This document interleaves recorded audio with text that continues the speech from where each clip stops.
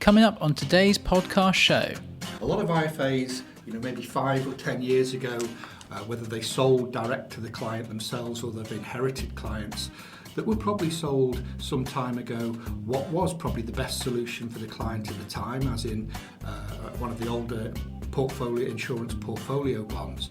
It's now really worthwhile sitting down, looking at those clients, using our tool that we provide to compare with what we can do now, identify very clearly where there are client savings to make in terms of the ongoing costs going forward of the investments they have. On this episode of the show, we are diving into the company Veritas and understand how their platform can help IFA clients save more money with reduced fees, re-establish a level of investment control they perhaps did not have before, and a whole lot more. So let's jump right in. My name's Rob O'Grady. I work with the Veritas Group. I'm the regional manager covering Asia. As a company, we offer a fully electronic trading platform, both single and regular premium. We're a little bit different in the way we operate than the Isle of Man and Guernsey companies that people may be a little bit more familiar with. And by that I mean when clients invest through Isle of Man or Guernsey insurance companies, the client's money becomes part of the insurance company's balance sheet. The regulation in Mauritius, where we're domiciled, is a little bit different in that it's very much like the European Union model, in that it works on a segregated cell principle. So the client's money never forms part of our balance sheet. So in effect, the client is 100% protected and their money is 100% safe should, hopefully not, there be a corporate failure of the Veritas Group. So you're a platform provider. What makes your platform unique compared to others? Well, Ben, for a start, it's a fully electronic platform, and I recently had a meeting with somebody that used the expression that the traditional insurance companies are very much a 19th century business model operating in the 21st century, whereas we're a young, vibrant company with a very modern electronic platform, and therefore we're very much focused on today's market.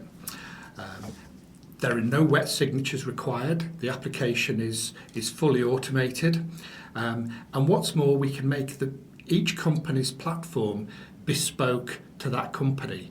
Now, by that, I don't simply mean using their livery, colours and logo. We can actually make it into almost a sales toolkit for each IFA firm, where it enables the company to spread the message of the products and services that they offer that may be a little different to other companies.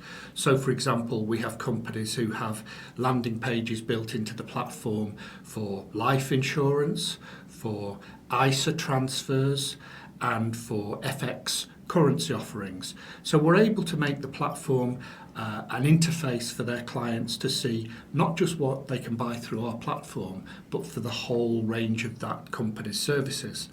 Something else that does make us a little bit different is that we are able to accept US clients, so we're able to accept American citizens, and there are around 30 million US expats and US connected people around the world, and we offer a fully IRS and FATCA compliant solution for American expats, which is something that's keeping us very busy at the moment. So if an IFA wants to set up an account for their clients, how do they go about doing this?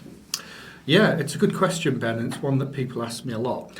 It's, as I mentioned before, it's fully electronic, so the advisor, whether they're in front of the client face-to-face or over the telephone, can go through the application online. They click a button and the application arrives at the client's computer or telephone or pad, and the client simply clicks on a link to go through the application and they digitally sign it online. They then send it back to the advisor for signing, and then it comes to Veritas in Mauritius to process the application, which again, because it's electronic, is normally done within 24 hours. So what advice could you share that a financial intermediary can pass on to their clients? Our platforms offer a range of ways in which the IFA can be remunerated. And this can be an initial commission, which is quite traditional. They can also build in an annual fee of normally up to 1.5% a year. Something that also makes the platform different is that we can build in a model portfolio solution.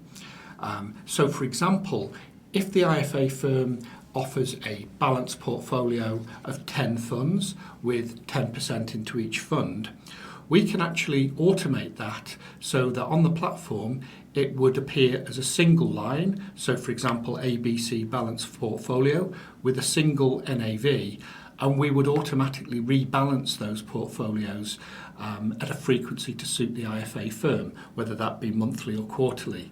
And we can use something we call a unitizer solution to even make this possible with fractions of units of funds or ETFs. I work with a number of firms who are looking to reduce costs for their clients and to actually monetize their business. And we have a tool that we can help the company to review certainly clients with older portfolio bonds, to identify where we can make savings to the ongoing costs for the client, and also, and very importantly, to build in a long-term revenue stream for the advisor company, which effectively monetizes their business and makes their business more valuable for the future. Brilliant, that's great, Rob. So what's the main takeaway message you would like to share with our audience?